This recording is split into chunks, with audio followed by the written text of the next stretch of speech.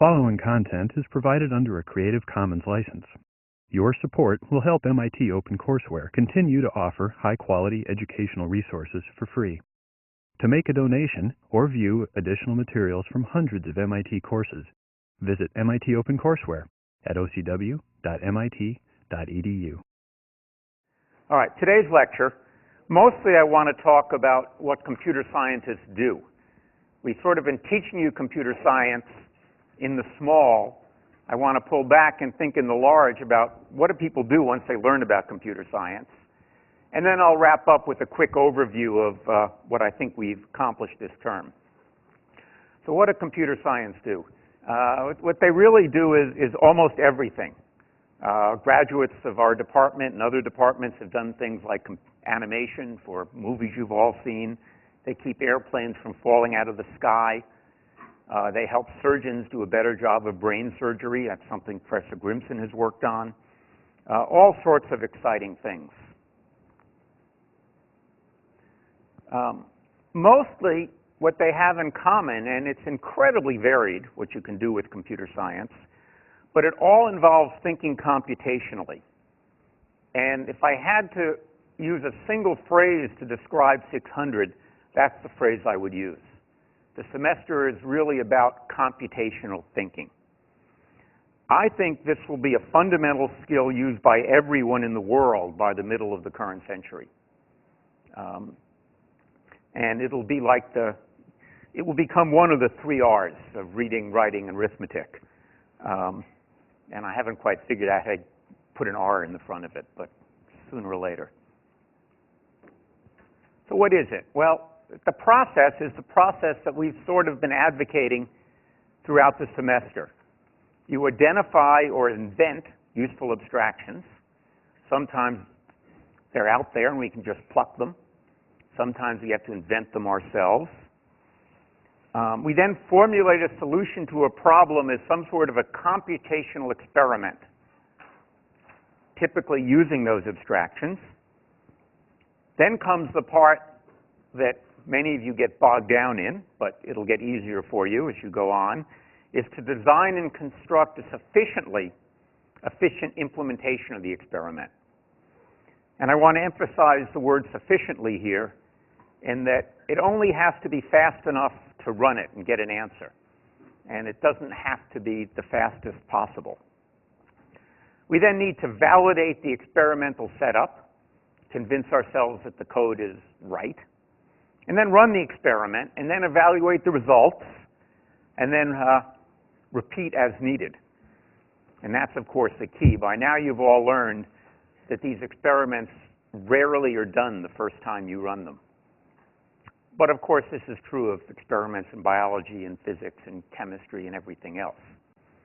But this is the basic process. And I think it's a view that's not universally held, but I think is the correct view of what computational thinking is all about.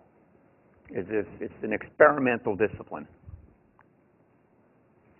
So the 2 A's are abstraction, choosing the right abstraction, and operating in terms of multiple layers of abstraction simultaneously. And that's a little bit tricky, something that you've worked on this term. You invent some beautiful high level of abstraction, but then you have to think about it and implement it using the rather low-level abstractions provided by the programming language. So we'll do a simulation of well, a stock market. We've looked at it just recently. And you've got this abstraction of a stock. And at one level, when we're thinking about the market, we think of a stock abstractly as something that has a price that moves up and down. But then at the same time, we say, well, is the movement Gaussian or uniform? And we're operating at a somewhat different level. And then at a lower level, we're asking questions like, well, how should we represent it? Is it a dictionary? Is it a list? That sort of thing. And we always bounce back and forth and spend a lot of time thinking about how the layers relate. Now, the other thing that's important, and that really distinguishes, I think, computing from a lot of other disciplines, is we don't just write elegant descriptions of abstractions on paper, the way you, say, would do in mathematics. But we have to then automate those abstractions. And we always think in terms of how can we mechanize the abstractions. And that's the computational part in many ways. How can we do this? Well, we can do it because we have precise and exacting notations in which to express these models. So I'll say a few words about the model of stocks, or a few words about the model of a drunk wandering around a field, but I can't get away with just the words. Eventually, I have to convert the words to code, and that's sort of the acid test of truth. Have I really understood what the words mean? Because if I don't, I can't actually convert it to code. And that's both the cursing and the bless of being a computer scientist. It's the curse because you can't fake it, right? And that's one of the reasons that many students end up spending a lot of time in a course like 600, because they know whether or not their program works. When you write a proof in math, you can delude yourself into thinking it's a solid proof when it isn't. Or when you write an essay, you can delude yourself into thinking it's brilliant when it isn't. But here, you look at what it does, and it either did what you thought it would do or it didn't.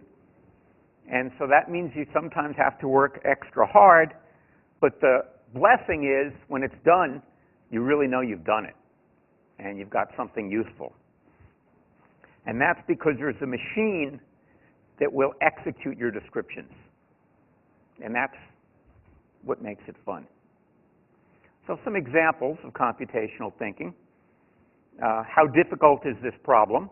That's what we talked about when we talked about complexity. And we talked about, for many problems, for all problems, there's an intrinsic difficulty of solving the problem with the computation, independent of how efficient your particular solution is. And then the question is, how can I best solve it? Theoretical computer science has given us precise meanings to these and related questions.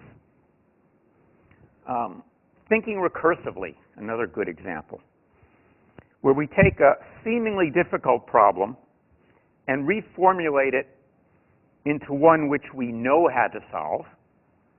Very often it's a smaller instance of the original problem, and we say, gosh, this is hard to solve. But then we think, well, suppose the list only had 2 elements in it. Would I know how to sort it? Yeah. Well, then we can build up and say, therefore, I can use that idea to sort a list of any size. As part of this thinking recursively, we learn about reduction.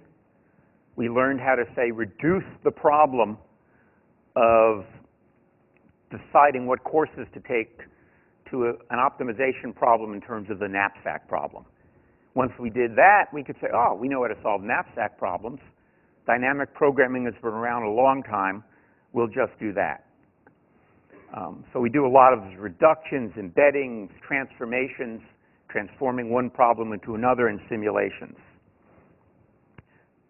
So some other examples: choosing an appropriate representation, modeling the relevant abstracts of a problem to make it tractable.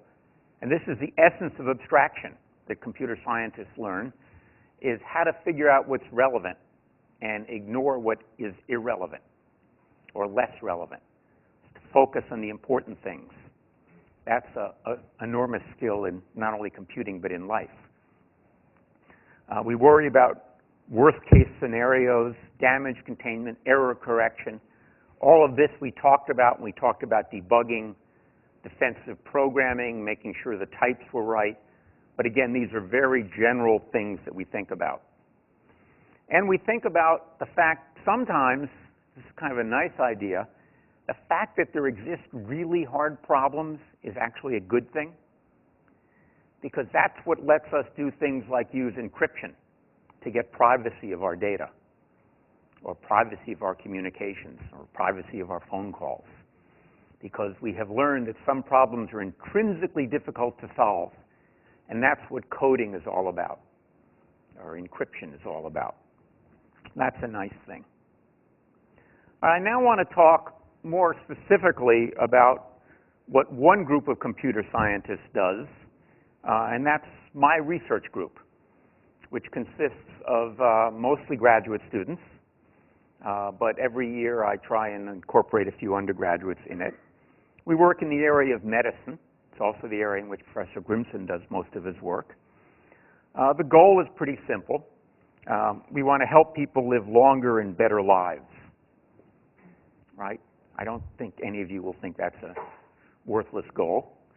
But a second goal is we want to have fun while we're doing it, because life is way too short to do anything that's not fun for very long.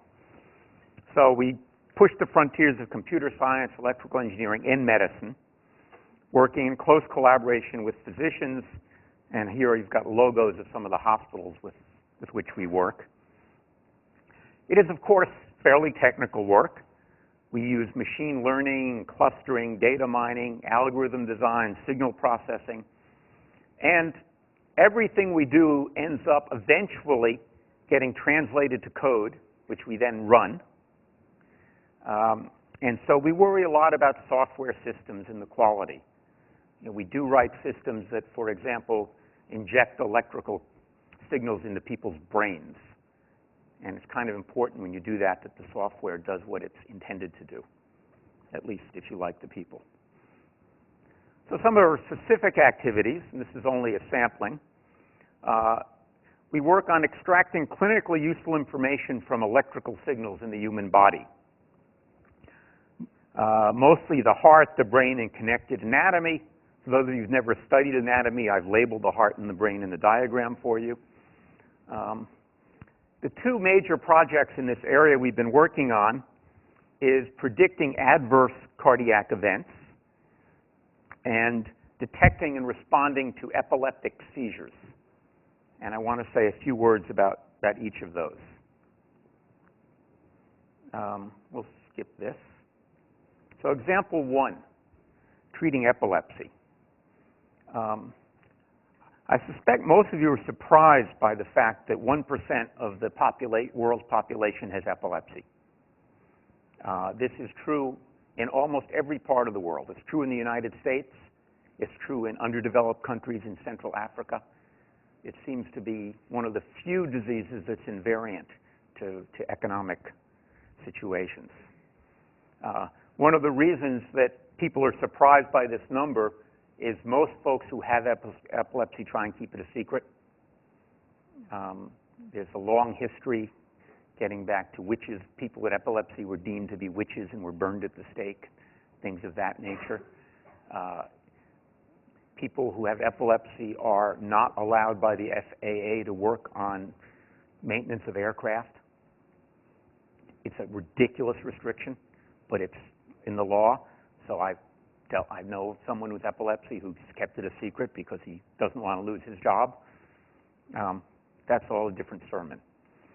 It's characterized by recurrent seizures generated by abnormal electrical activity in the brain.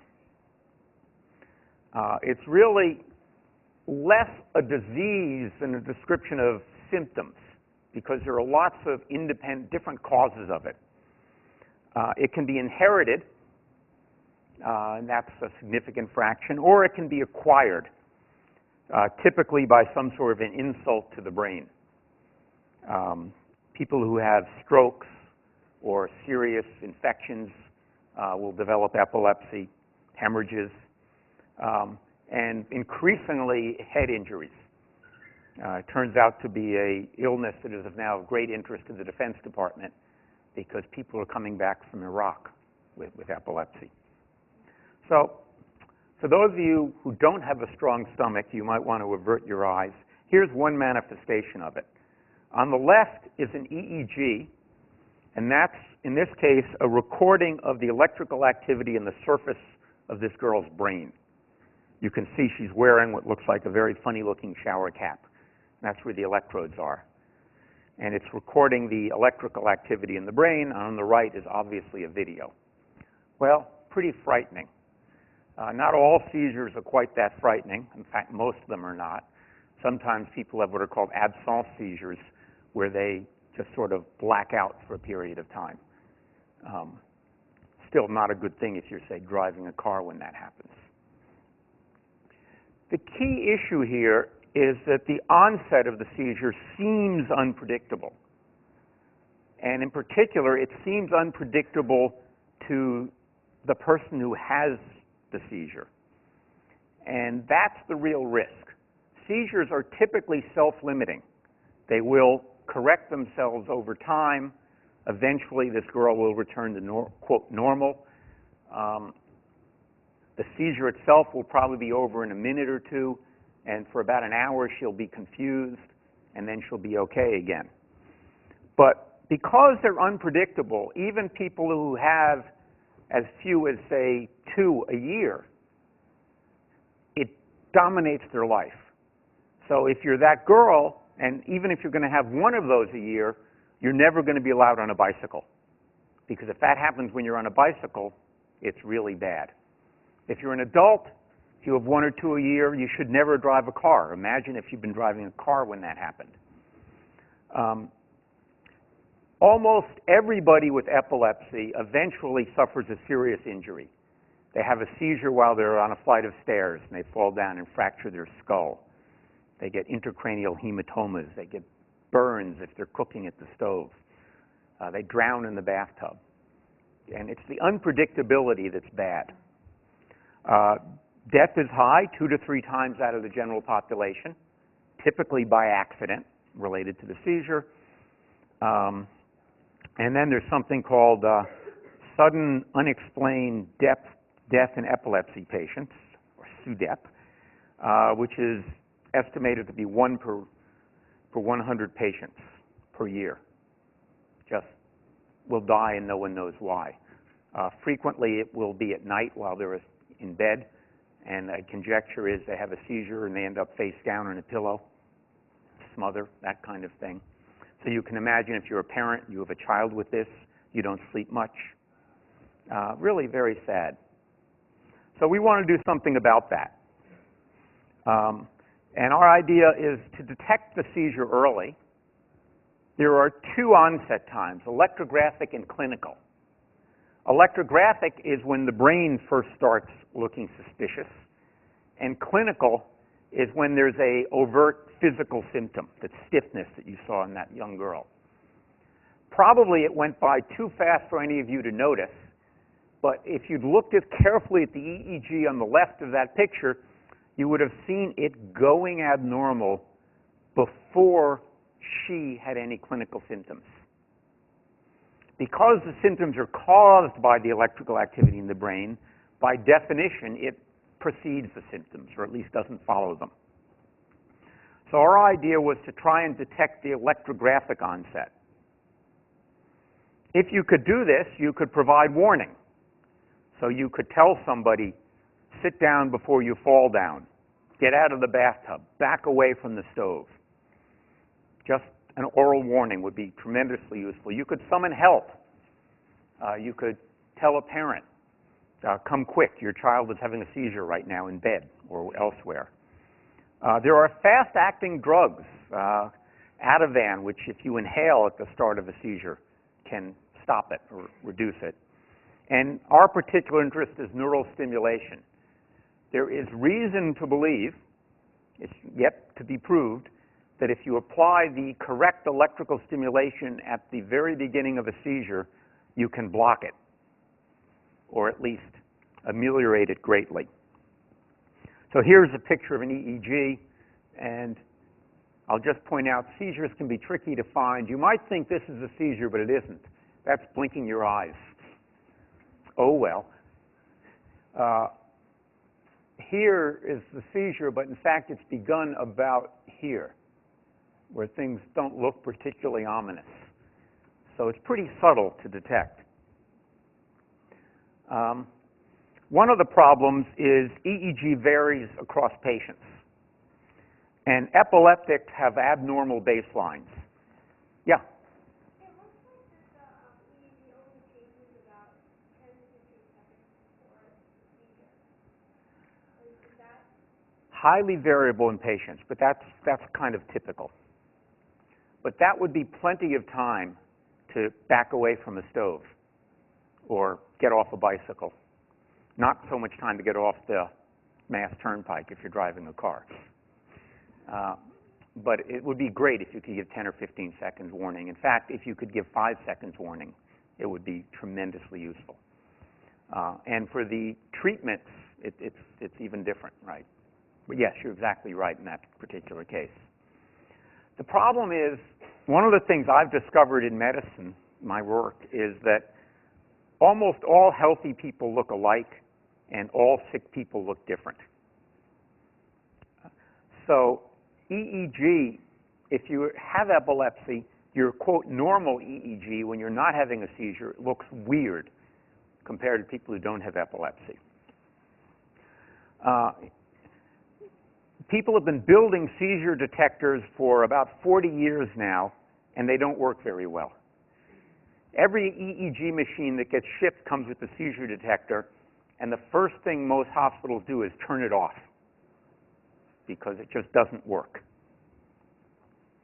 The good news is that even though each epileptic's brain signals look different, once you've learned what an individual signal looks like, it's pretty consistent.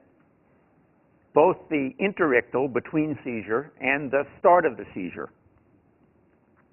Well, that tells a computer scientist, let's use machine learning to figure out what that patient's EEG looks like and build a highly specific detector that will work great for one person and not at all for anybody else. And then we'll just install it, and everyone gets their own. So instead of one size fits all, it's design a detector to fit the patient. We have been working on this now for about 6 years.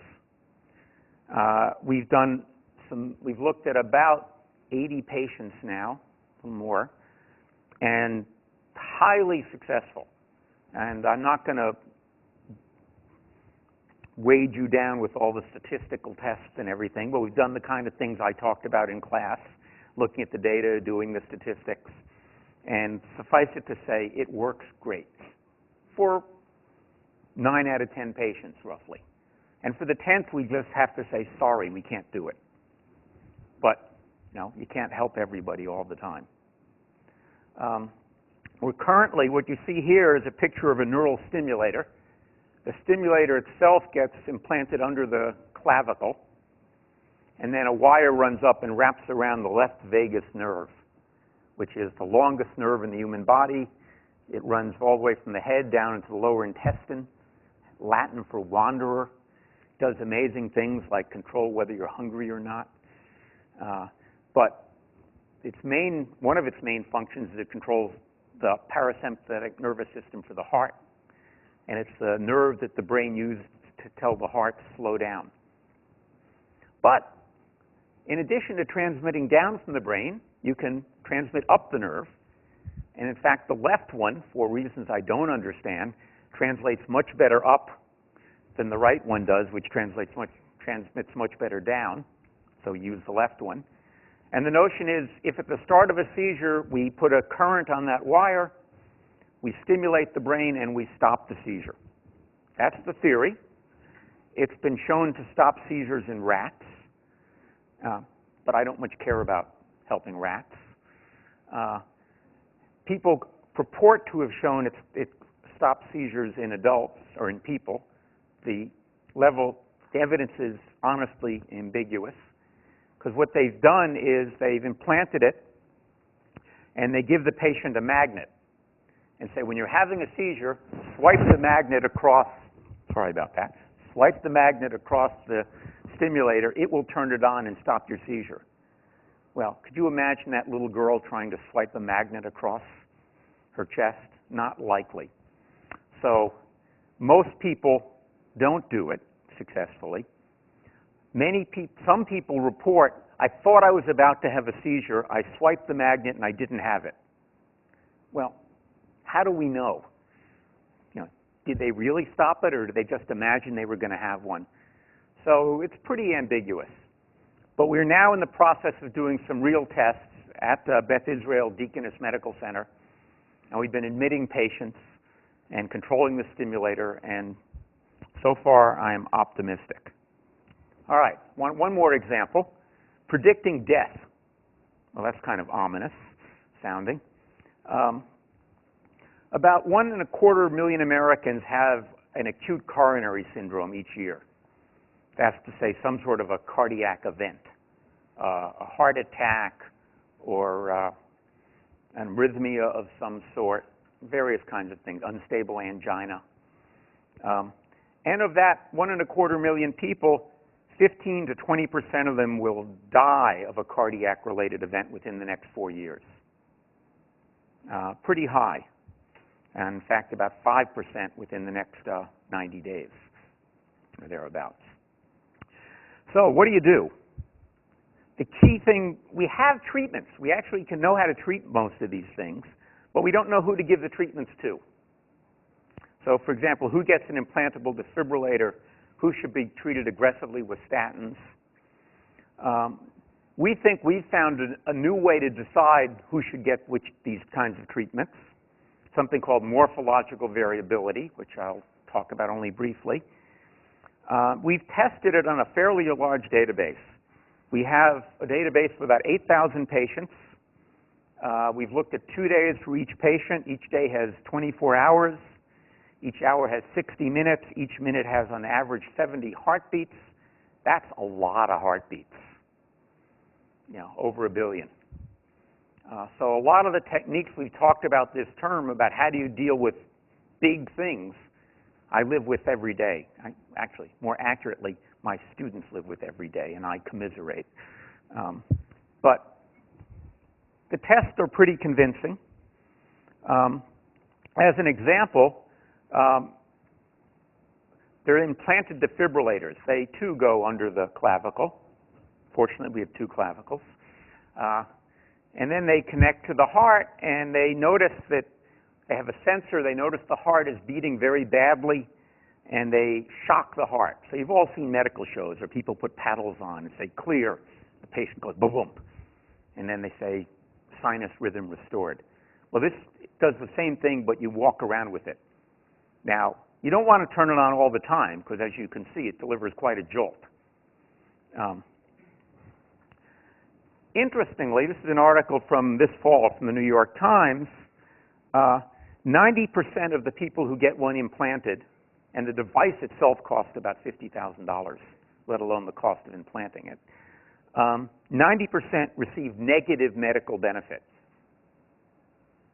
How do I know that they receive medical benefit? Well, I know that 90% of them are never turned on. Remember, there's a sensor that decides whether to apply the shock. 90% of them, the sensor never says turn on. So 90% of them can deliver no benefit because they're never used. On the other hand, clearly having the surgery to implant this is some risk. So that's why the benefit is not only neutral but negative. You've had fairly serious surgery. You've risked infection. And in fact, this year, several people died. I think 3 or 4 died when leads broke off on these things. So clearly we're putting in too many of them if only 10% are used. On the other hand, roughly every 1 minute and 50 seconds, somebody in this country dies of sudden cardiac death.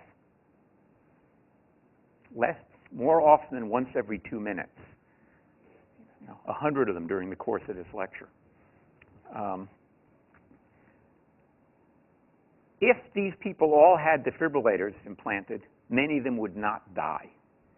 So we have a therapy, we just don't know who to give it to. So what does this look like? And again, this is fairly strong stuff. So that's what sudden cardiac death looks like. An apparently healthy guy, suddenly he's dead. It's things like this that remind us why we can do real useful things with our talents or our skills. So how do you identify high-risk cases? Lots of different ways. I won't go through them, but we're focusing again on the electrical signals in the heart. We're trying to evaluate the shape of the heartbeat and what's going on. I won't go through details. The only thing I wanted to point out is we use dynamic programming to actually do this. So the key idea in our method depends upon dynamic programming. We've evaluated it several times. Here's one evaluation. We took the 25% of the population that we thought was at the highest risk, and you'll notice that within actually the first 30 days, 4.19% of those people were dead. This is a retrospective study, by the way. The ECG had been recorded, and we knew we had follow-ups on them. And of the people we said were not, the other 3/4 of the population, a very small fraction died. So this is called a Kaplan-Meier curve, and it shows a huge gap. And in fact, roughly speaking, if we think you were at high risk, you were 8.5 times more likely to die within a month, within 90 days. And the good news is, we don't do this just so we can say, make your will, or get your affairs in order. We actually do this so that we can say, all right, this is a person who should maybe get a defibrillator, maybe should have their arteries cleaned out, maybe should take a blood thinner. Once we know who's at risk, we can do something about it. All right, that's all I want to do is just give you a flavor of the kinds of things you've been learning are really useful and can be used to really do things that are worth doing. So wrapping up the term, what have you learned? Well, I think we'll start with this. If you think what you could do in September and what you can do now, you've really come a long way, right? Try and go back and do problem set number 1 and see how long it takes you now and how long it took you then. You'll discover that you really are at a place you were not in September. We've covered 5 major topics. Learning a language for expressing computations. That's Python. I already talked about the importance of having a notation. Learning about the process of writing and debugging programs. But more generally, learning about the process of moving from some relatively ambiguous problem statement. As you've all noticed in the current problem set, we left a lot of things unspecified. And the email was flying back and forth, and often the answer was, you figure it out. So that's one of the things we want you to learn, to go from some problem statement to a computational formulation. As a tool to that, you learned a basic set of recipes, a bunch of different algorithms, and you learned how to use simulations to deal with problems that did not have nice closed-form solutions. Why Python? Well, believe it or not, it's an easy language to learn compared to other languages. Simple syntax, it's interpretive, which helps with the debugging, and you don't have to worry about managing memory as you would in a language like C. It's modern. It supports, in a fairly elegant way, object-oriented programming in classes, and it's increasingly popular. It's used increasingly in other subjects at MIT and other universities, increasing in industry, and a large and ever-growing set of libraries. We talked about writing, testing, and debugging programs. And if I had one message I want you to remember about all of this, it's be slow. Slow down, take it one step at a time. Take your time and be methodical, systematic, and careful.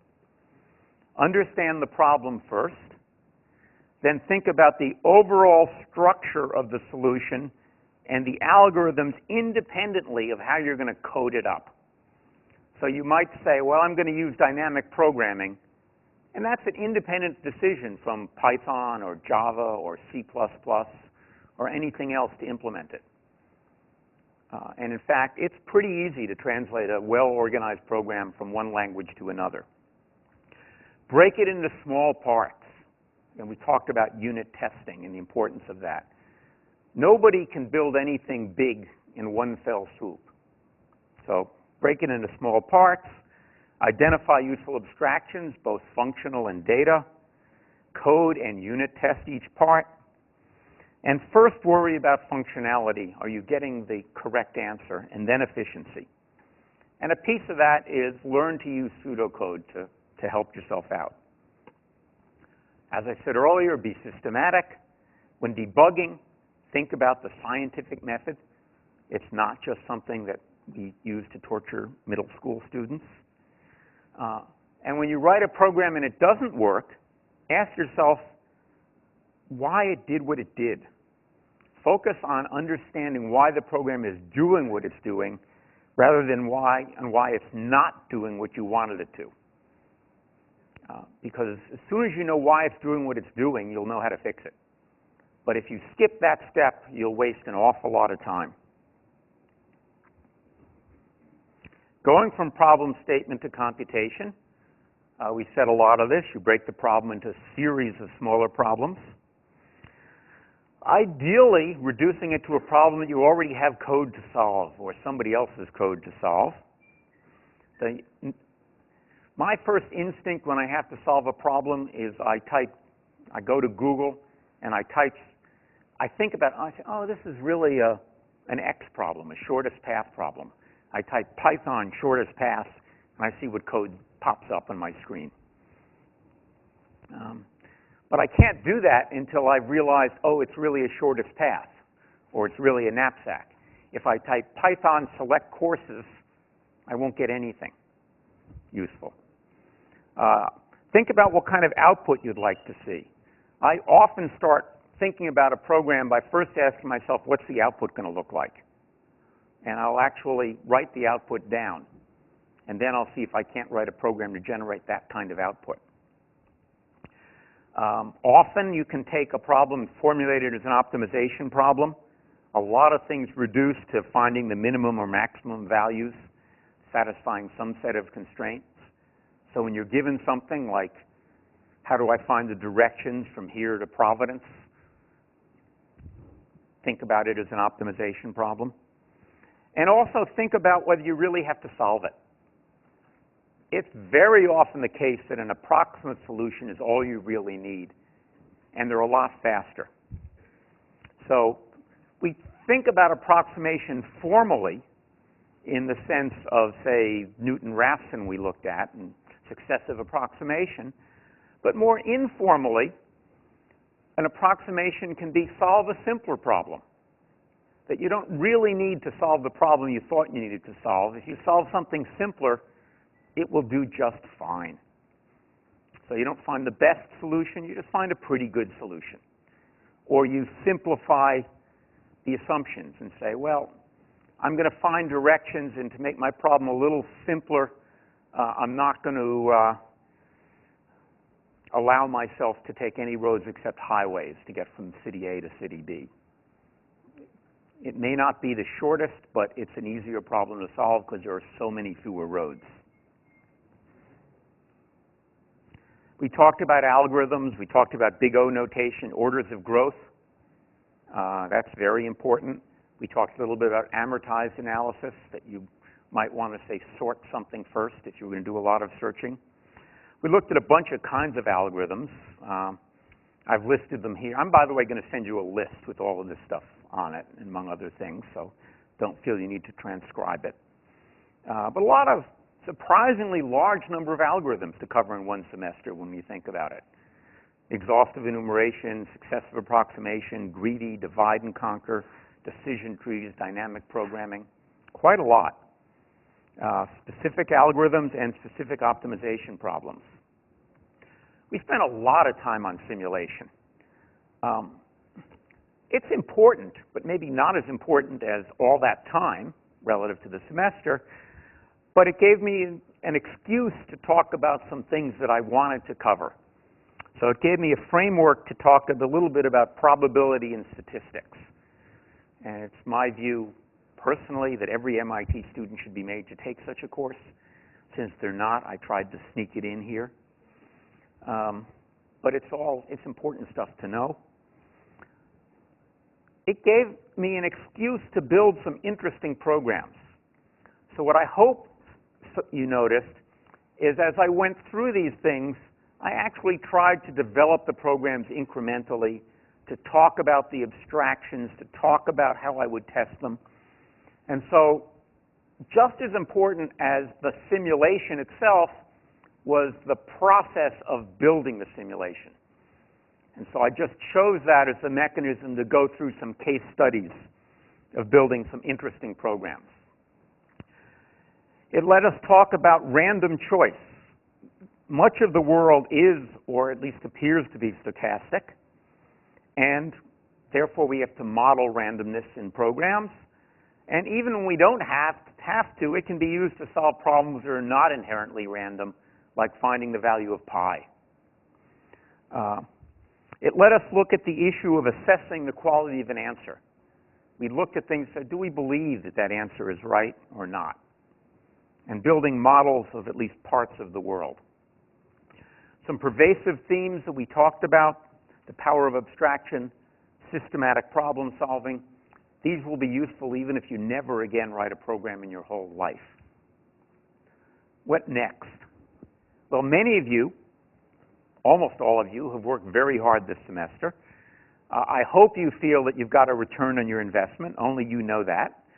As I said earlier, take a look at the problem sets and see whether you think you've learned anything. I'd like you to remember, after you leave this course, that you've got a skill you can use to solve problems. And when you sit down and there's some issue that you don't know, just knock out a program to get your answer. I do it all the time, and it's very useful. If you want to take more courses, there are others you can take. 601, the first course for Course 6 majors, you will find easy. Experience says people who take 600 first don't understand what all the fuss is about 601. You'll also find it fun and interesting. 6034, the Introduction to AI, is now using Python. You know everything you need to know to take that. 6005, which is software engineering, you know everything you need to take that. And for many of you, you can take 6006, which is a really interesting kind of algorithms course, more advanced algorithms. Particularly those of you who like math would find 6006 really fun. So if you want to take more courses, there are courses to take. Thank you all. Good luck with the rest of the semester.